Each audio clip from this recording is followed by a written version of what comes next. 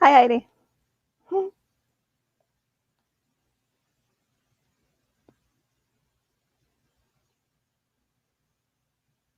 Hi, Lisa.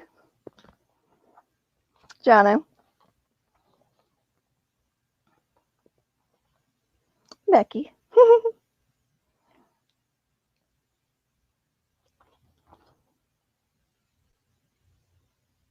All right. Well, I'm going to go ahead and get started. I have no idea who all is in here, but hello, Claudia from Madrid. Andrea. Ah, one of my brothers. He gets mentioned in this. All right. So I'm going to read because my memory is not awesome.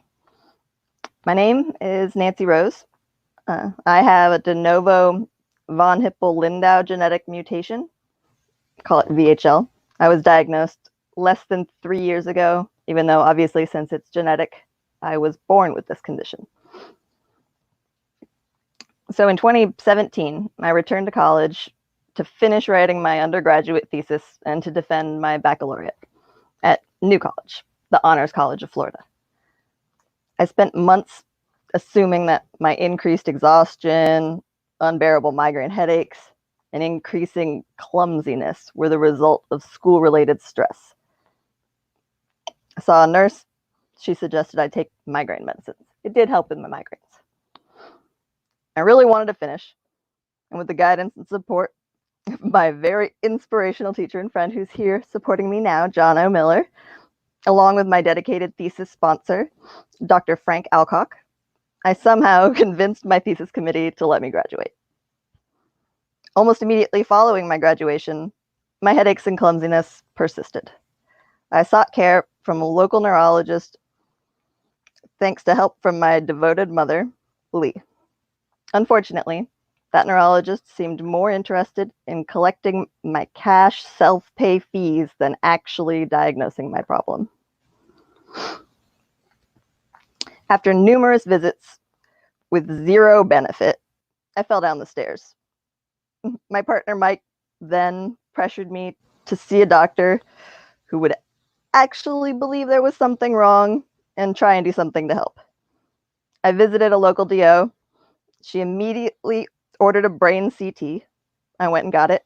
A few hours later, just after 5 p.m. here, the office called and requested that I return immediately. My partner, Mike, drove me back, and Dr. Lorenz Walsh explained the urgency of my current situation. She helped ensure my rapid acceptance into the local ER at Manatee Memorial Hospital. I was admitted to the ER on a Friday evening. My cerebellar cystic tumor required immediate attention.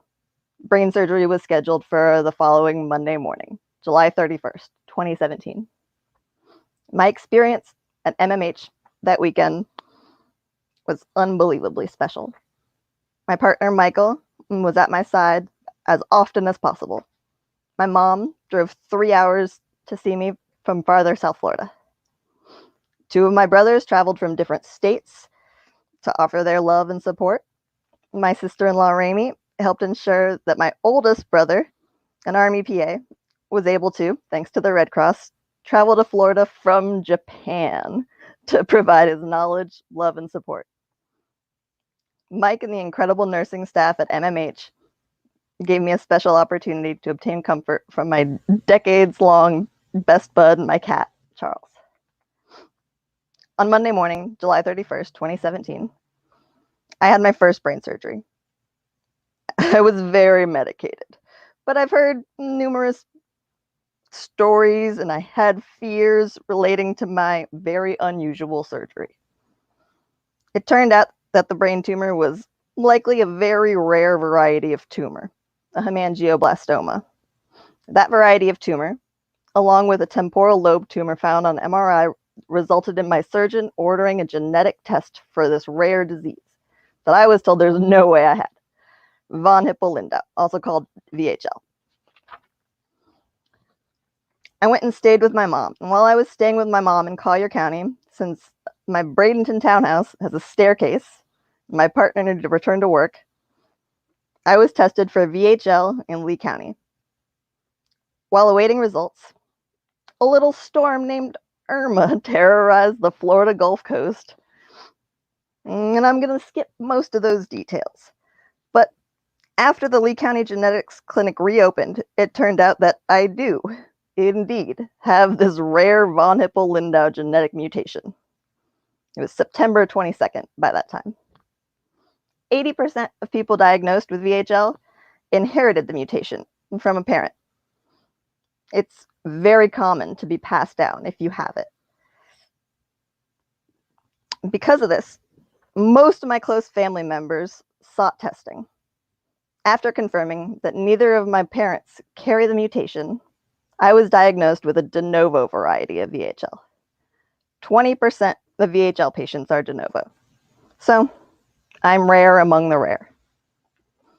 Fortunately, my mother immediately began research, and as it turned out, the Rare Disease Alliance associated with VHL, von Hippel-Lindau Alliance, was holding their annual family gathering just north of my Bradenton rental in Tampa at newly designated VHL Clinical Care Center, Moffitt Cancer Center. My mom and I were very interested since we knew very little about this. 1 in 32,000 people have VHL. We attended the VHL family gathering that October in Tampa. I was able to make new friends and meet necessary doctors, as well as begin to learn about this very complex, rare genetic mutation. Thanks to the connections made that weekend, the VHLA and Moffitt's amazing Dr. Spees, I was able to qualify for their financial assistance program and therefore schedule almost all of my necessary VHL appointments for which I was far behind schedule. Most of these start much younger. I'm currently 32. VHL is associated with the appearance and growth of lesions like tumors and cysts in up to 10 parts of the body. Therefore, it requires a ton of tests and scans. My current Moffitt team includes at least 4 separate doctors. Requires at least 3 annual MRIs. I've already had 3 this year, and I have more booked. My first abdominal MRI revealed a few lesions on my kidneys and more lesions than could be counted on my pancreas. The report said they were innumerable.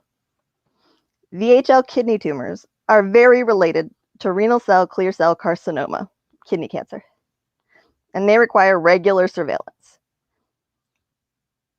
This year, both of my abdominal doctors, that's my kidney and my pancreas doctors, requested that I repeat my abdominal MRI approximately 6 months after my first 2020 MRI, which was in January, so that's coming up now.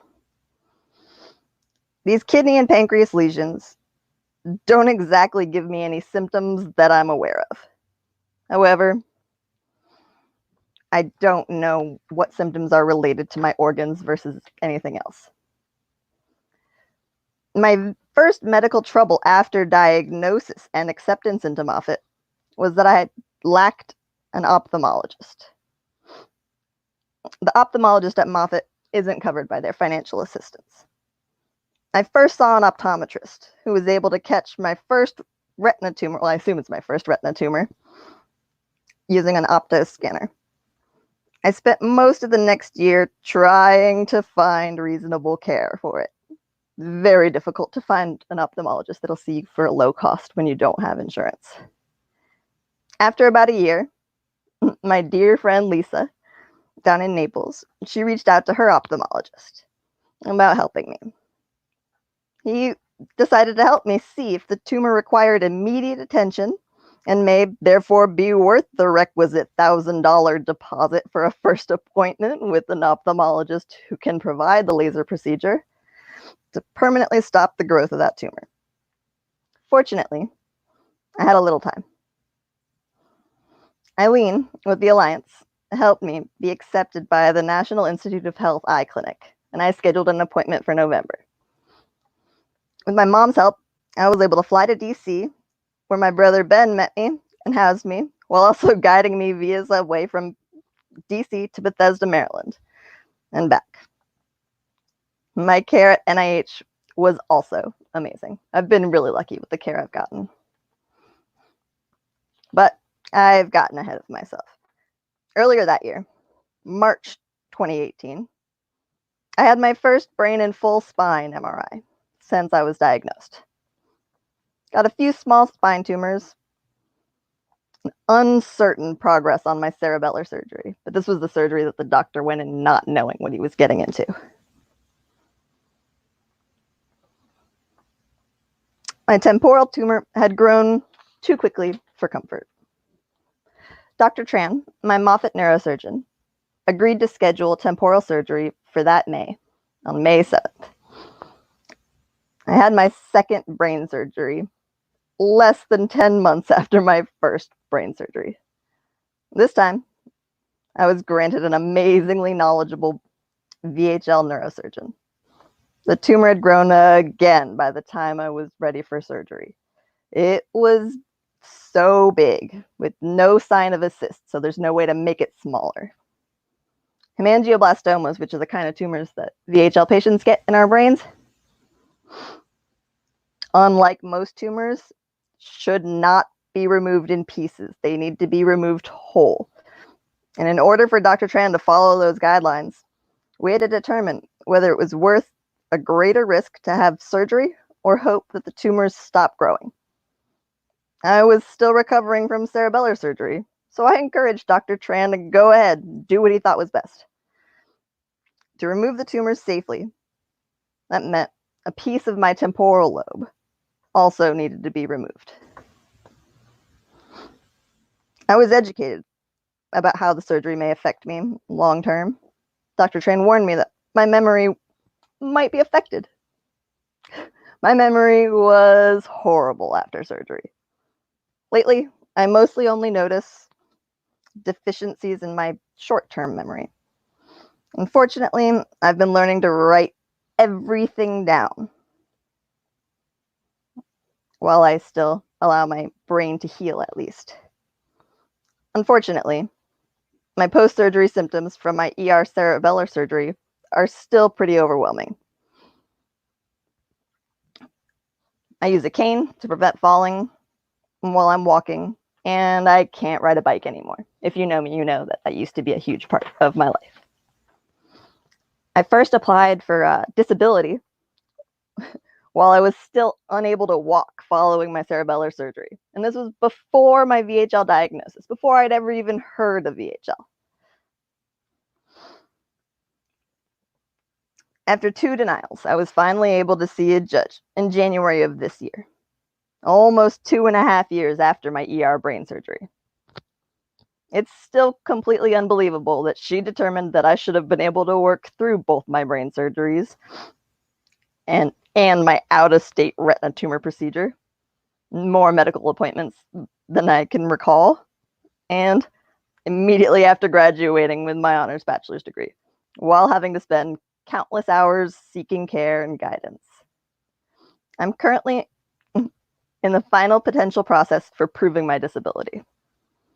It's a good thing that I had excellent credit, and I've been able to charge necessary payments to my credit accounts. I'm so unbelievably fortunate to have the friends and family that I have, and I would certainly already be dead without them. Even though the SSA doesn't believe that I deserve help, numerous people have really shown their compassion and generosity. I can't even accurately express my gratitude. I started writing a list of people to thank, but it's far too long. Thank you to my Marco and Naples friends and family, my Sarasota and Bradenton friends, my food pantries, especially Hunger's End and Feeding Tampa Bay, my global family, mostly VHL family, Manatee County's Turning Points and Centerstone, Manatee Memorial Hospital, my VHL Alliance crew, and for certainly saving my life, Moffitt Cancer Center and Heidi, Eileen, and Josh with the VHL Alliance. My most recent brain MRI is the first brain scan that I've ever had that had 0 brain tumors. A perfect way to celebrate the month of May, which is Von Hippel-Lindau Awareness Month. Currently, VHL is being studied for its direct connection with RCC kidney cancer and the exciting clinical trials related to curing RCC kidney cancer. Thank you so much to the Mighty for giving me the chance to share my VHL story.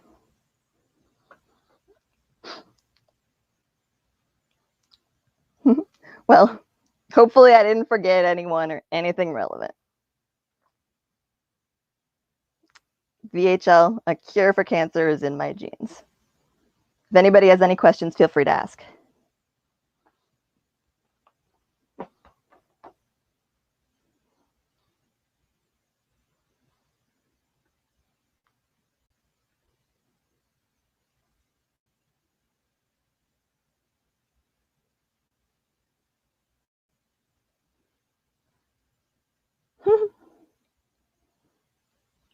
Well, y'all are very sweet. I guess if there are no questions, I'm going to end just a little bit early, apparently. Thank you all for coming and listening to my story. If you come up with questions later, definitely reach out. I'm available. You know, I'm on Facebook. My Facebook profile is pretty public, so you can access it easily. Definitely, you can reach out to the VHL Alliance for more information anytime. They are amazing. Okay, thank you so much.